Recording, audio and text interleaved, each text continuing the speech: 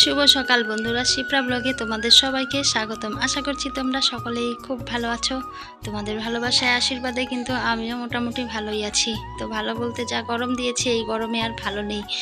তো এই যে সকালে যা বাসি কাজ ছিল সেরে, তো এই যে এখন বাসি বিছানা তুলতে আসলাম। তো মেয়ে যে উঠছেই না, ডাকছিলাম, তো যে মশারিটা তুলে দিলাম, তো কাঁথাটা যে ভাঁজ করে নিলাম।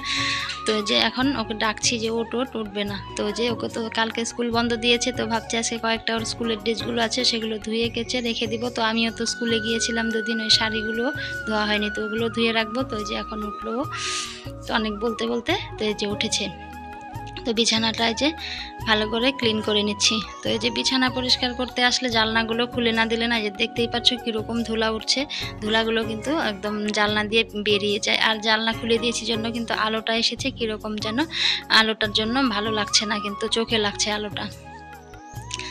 তো বিছানাটা এদিক সেদিক করে টানাটানি করলাম। তোষকটা কিন্তু একদম কীরকম হয়ে আছে। তো এই যে তোষকটা কিন্তু অনেক দিন, সেই আমার বিয়ের তোষক 10 বছর হয়ে গেছে, একদম পাতলা হয়ে গেছে জানো। তোষকটা আর ভালো লাগে না, শক্ত লাগে। মেয়ে মাঝে মাঝেই বলে, মা বিছানাটা নরম করো না, রোদ্রে দাও না। রোদ্রে দিলে কি হবে বলো, সে যেদিন রোদ্রে দেবো সেদিন একটু ফুলবে। তো এই যে উপরে দুটো ছিঁড়া কাঁথা বিছিয়ে রেখেছি। তো আর ভাগ্যে আর কোনো কিছুই নেই, হয়তো কোনো কিছুই আর করতে পারবো না। তো ভেবেছিলাম বিছানার জন্য একটা ম্যাট্রেস নিব, সেটাও হচ্ছে না, কারণ শরীরটাই ভালো যাচ্ছে না আমার বরের। তো কি করে কি করব বলো, যা কাজ করছে ওর ওষুধের পিছনে যাচ্ছে, আমার পিছনে যাচ্ছে। তো ভাগ্যে কোনো কিছুই আর হয়তো হবে না। তো এইভাবেই হয়তো ছিঁড়া কাঁথার মধ্যেই হয়তো জীবনটা কাটাতে হবে। তো যে চাদরটাকে উল্টো করে পেতেছিলাম কেচে। তো উল্টো করে পাতলে কি হয় বলো তো, মানে সোজা পাশটায় কালারটা না সুন্দর থাকে চাদরটা। তারপরে আজকে তো যে তোষকটা টেনে টুনে এদিকে সেদিকে ঠিক করে দিলাম। তো কয়েকদিন পাতা হয়ে গেলে না দেখবে তোষকটা, মানে বিছানাটা কীরকম যেন হয়ে যায়। তারপরে আবার ঠিক করে কিন্তু পাততে হয়। তারপরে যে ঘরটা মুছতে চলে আসলাম। তো ঘরটা মুছে নিয়ে আজকে যেহেতু বৃহস্পতিবার, স্নান ধান করে একবারে পুজোটা দিয়ে নেব। তো সকালে কিন্তু কিছুটা খড়িও কেটে রেখে এসেছি।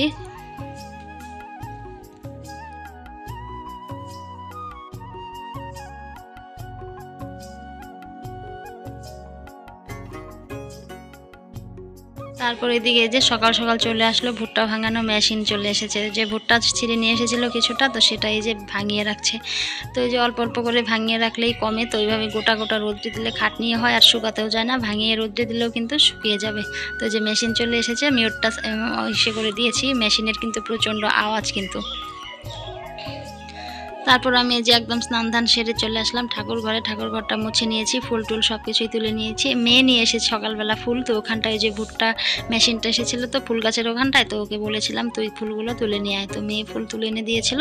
আর জানোই তো তোমরা, আমাদের গাছে অনেক ফুল ফুটে কিন্তু। তো এই যে অনেক ফুল হয়েছে।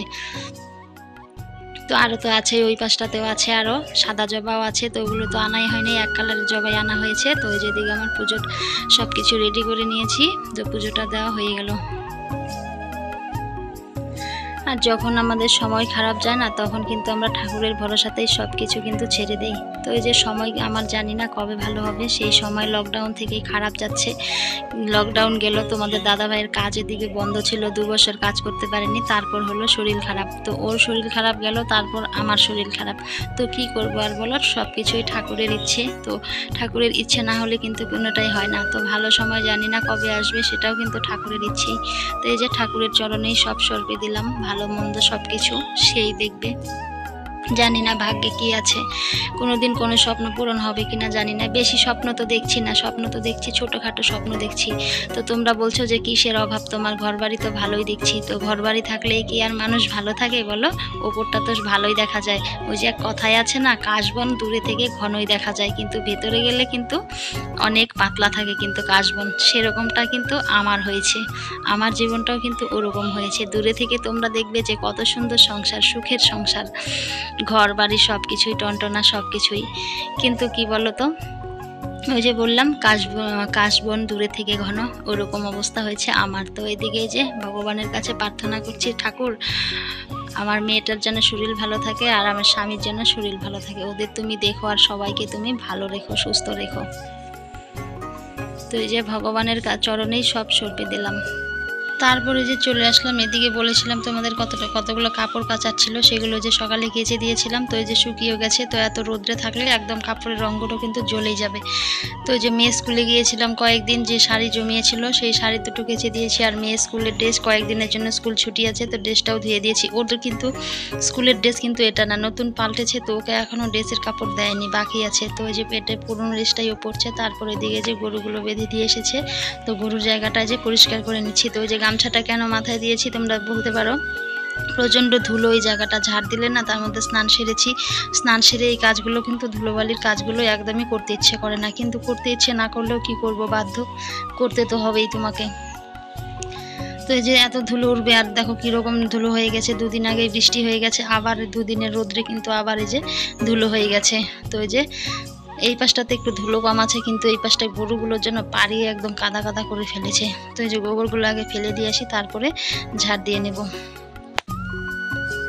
মেয়েদের জীবনটা না কীরকম, বিয়ের পরে কীরকম পাল্টে যায়। দেখো মেয়েবেলায় কিন্তু গোবরই ধরতাম না, গোবরের আশপাশ দিয়ে যেতাম না। আর এখন দেখো গোবর তো দূরে থাক, কত কিছুই চেক করতে হয়। তো বিয়ের পরে এভাবেই জীবনটা পাল্টে যায় মেয়েদের। সবার ক্ষেত্রে তো এক হয় না, এক একজনের লাইফটা এক এক রকমভাবে সেটেল হয়।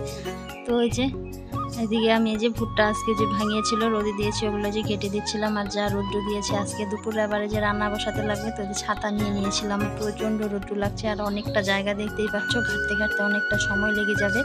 আর যা রোদ্রু দিয়েছে, আবার যে কবে বৃষ্টি হবে তার কোনো গ্যারান্টি নেই। কিন্তু প্রচণ্ড গরম দিয়েছে। এই দুপুরে যে কীভাবে রান্না করব গরমে, সেটাই ভাবছি।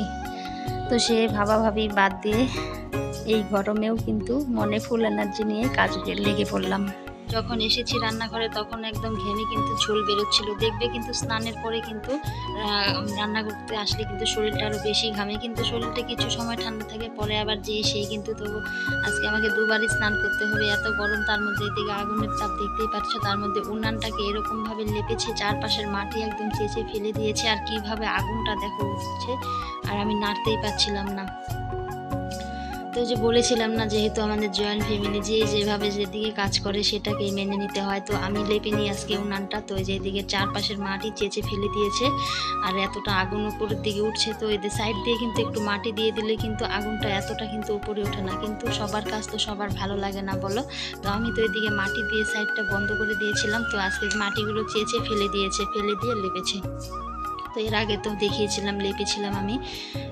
তো এই যে গরমে আর কি করব বলো, সংসারের কাজ তো করতেই হবে। গরম হোক, ঠান্ডা হোক, গ্রীষ্ম, বর্ষা, শরৎ, হেমন্ত, যাই হোক না কেন, কাজ তো সংসারের করতেই হবে। তো এদিকে আমার কিন্তু ঘেমে একদম ভিজে যাচ্ছিলাম আমি, এতটা গরম লাগছিল।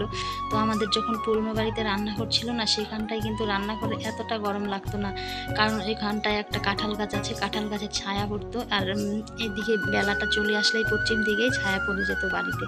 আর এদিকে এখন আনার পর থেকে সারা দিন, সেই সকাল থেকে মানে দুপুরের দিকে বেলাটা পশ্চিম দিকে যখন হেলে, তখনই কিন্তু রোদ্রুটা রান্নাঘরে গিয়ে পড়ে। তার মধ্যে সামনে টিনের বেড়া দিয়েছে, এতটা গরম লাগে না কি বলবো, আর থাকাই যায় না। মাথা তো একদম ঘুরে যায় গরমে, এত গরম লাগে। তো এই যে দুপুরে যদি না থাকে রান্নাটা, ধরো 10টা 11টার দিকে রান্নাটা করে ফেললেও কিন্তু অতটা গরম লাগে না। কিন্তু ওই যে 10টা 11টাতে সকালে রান্না খাওয়া হয়, তো দুপুরেরটা করতে করতে তো এদিকে যে 2টা 2:30টা বেজে যায়, তো ওই সময়টা কিন্তু বেশি গরম লাগে। তো এদিকে আমার এই যে ডাল কিন্তু হয়ে গেছে, তারপরে যে নিরামিষ তরকারি রান্না করছি। আজকে বৃহস্পতিবার, নিরামিষ। তো এই যে নিরামিষ তরকারিটা এখন ফোড়ন দিয়ে দেবো। তো শাক পাতা, ডগা পাতা দিয়ে এগুলোই নিরামিষ সবজি হয়। তারপরে রান্না করব ভাত। তো আবার ওই যে পাঁচ শাক তুলে রেখেছিল মা, ওগুলো ভাজতে লাগবে। তো ভাতটা এখনও রান্না করিনি। তো আজকে একটু দেরি দেরি করে রান্নাটা বসিয়েছি, যেহেতু আবার এই রান্নাগুলোই রাতের জন্য রাখা থাকবে, তুলে রাখবো। এর জন্য এত গরমের মধ্যে এত তাড়াতাড়ি রান্না করলে কিন্তু রাতে সেগুলো আর খাওয়া যাবে না, একদম টক হয়ে যাবে। কিন্তু যেহেতু আমাদের ফ্রিজ নেই, ফ্রিজ থাকলে ফ্রিজে ঢুকিয়ে রাখলে তারপর গরম করে নেওয়া যায় কিন্তু। তো যে এখন কয়টা, এখন 1:30টার মতো বেজে গেছে, 1:30 2টার মতো তবুও বেজে গেছে। সেই খেতে খেতে আর 3টে 3:30 কিন্তু বেজেই যাবে। তো যে আমি এখন তরকারিটা ফোড়ন দিয়ে নেব। তো এই যে রাঁধুনি আর কালো জিরে দিয়ে তরকারিটা এই যে ফোড়ন দিয়ে নিলাম। আর যা তাপ লাগছে একদম উনানের কাছে না, ঘেঁষাই যাচ্ছে না, একদম বুকের মধ্যে আর এই যে গলার এই সাইডটাতে তাপ লাগছে।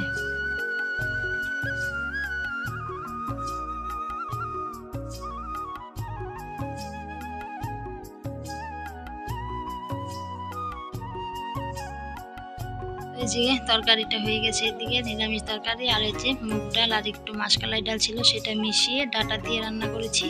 আর এদিকে যে তারপর চলে আসলাম, ভাতটা বসিয়ে দিয়েছি, তো চাল দিয়ে দিলাম ভাতের মধ্যে। তো চাল দিয়ে এখন আস্তে আস্তে রান্নাঘরটাকে পরিষ্কার করতে হবে। দেখতেই পাচ্ছ কীরকম এলোমেলো অগোছালো হয়ে আছে। তো এই যে ভাত বসিয়ে দিয়ে এখন সব কিছু গুছিয়ে নেবো আস্তে আস্তে। আর ভাতটাও কিন্তু আমার হয়েই গেছে প্রায়। তো ভাতটাও এখন এই যে নামিয়ে নেব।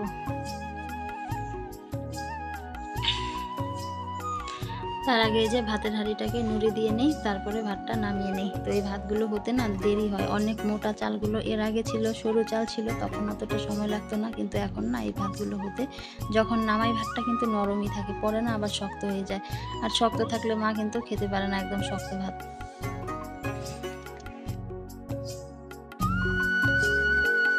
দেব তো ভাত এখনো খাওয়ার সময় হয়নি, তো সময় হতে হতে ভাতের হাঁড়িটার দিকে ঝরা দেওয়া হয়ে যাবে। যেহেতু আজকে সকালে স্নান করে নিয়েছিলাম, তো এখন আর স্নানটা করবো না। তো স্নানটা আবার সন্ধ্যেবেলার দিকে করে নেব। তো বিকেলের যা যা কাজ আছে সেই কাজগুলো সেরে তারপরে আবার স্নান করে নেব। স্নান না করলে হবেই না, তো ঘেমে একদম ভিজে গিয়েছি। তো এই যে ভাতের হাঁড়িটাও এখন নামিয়ে নিলাম, আর আমি ভাত বসিয়ে দিয়ে দেখতেই পাচ্ছ রান্নাঘরটা পরিষ্কার করে নিয়েছি কিন্তু। তো তরকারিগুলো আগে রান্না করলে কি হয় বলো তো, পরে ভাত বসিয়ে দিয়ে না বাকি কাজগুলো না সারা যায়। আর ভাত বসিয়ে দিয়ে আবার ওদিকে তরকারির জন্য কিন্তু রেডি করে নেই, সেটাও হয়। কিন্তু আগে যদি তরকারি রান্না করি তাহলে আগেই কিন্তু যা যা লাগবে সেটা আগে রেডি করে নিতে হয়। তো এদিকে যে ভাতের হাঁড়িটা উপর করে রেখে দেবো কিছু সময়, তো ফেনাটা ঝরুক। তো কিছু সময় না ধরে রাখতে লাগে, তো ধরে রাখলে ফেনাগুলো না তা না হলে একদম বেশি বেরিয়ে যায় আর চারপাশ দিয়ে পড়ে। আর ভাতের ফেনা না চারপাশ দিয়ে পড়লে কিন্তু একদমই ভালো লাগে না, কিন্তু দেখবে তোমরা। তো যে কিছুটা সময় ধরে রেখে আস্তে আস্তে আস্তে আস্তে নিচু করে রেখে দিলাম। তারপরে দিকে দেখতে পেলে চলে আসলাম, জামা কাপড়গুলো যে এনে শুধু ঘরে ঢিপ করে রেখেছিলাম। তো এগুলো যতক্ষণ এখানে রেখে দিব অতক্ষণ মানে ভালো লাগবে না। বিছানার উপরে থাকলে মানে ঘরের মধ্যে আসলে অগোছালো দেখবো, আরও মানে দমটা বন্ধ হয়ে আসবে। তো যখন কাটটা তখনই কিন্তু করে নেওয়াই ভালো, কাজ কিন্তু ফেলে রাখা ভালো লাগে না। তো যে জামা কাপড়টা এখন ভালো করে যে গুছিয়ে নিচ্ছিলাম। তো রান্নাবান্না করে সেরে তো একদম ফ্রেশ হয়ে হাতে চোখে মুখে জল দিয়ে এসেছি, তো স্নান করিনি। তো যে এখন কাপড়গুলো গুছিয়ে রাখছি, তো কাপড়গুলো একদম আলমারিতে তুলে রাখবো এগুলো ভালো করে গুছিয়ে। তো এইগুলো আর কিছুদিন লাগবে না, তো মেয়ের যখন আবার স্কুল খুলবে তখন কিন্তু লাগবে। বাইরে থাকলে কিন্তু আবার সেই ধুলো পড়বে, ধুলো টুলো পড়লে কিন্তু আবার কিছুদিন পরে সেগুলো গায়ে দিতে কিন্তু একদমই ভালো লাগে না। তো এই যে আমার জামা কাপড়গুলো প্রায় গোছানো হয়ে গেছে। তো মেয়ে ওইদিকে স্নান করে এসে টিভি দেখছে, ওকে বললাম যে ভাত দিব নাকি এখন। ভাতের হাঁড়িটাও কিন্তু আমার এদিকে ঝরে গেছে, তো ভাতের হাঁড়িটা তুলে রেখে এসেছি, তা না হলে আবার সবাই খেতে চলে আসবে, আবার ভাতগুলো কিন্তু আবার ঠান্ডা হবে না। আর এই গরমের দিনে কিন্তু ভাত সহজে ঠান্ডা হতে চায় না দেখবে।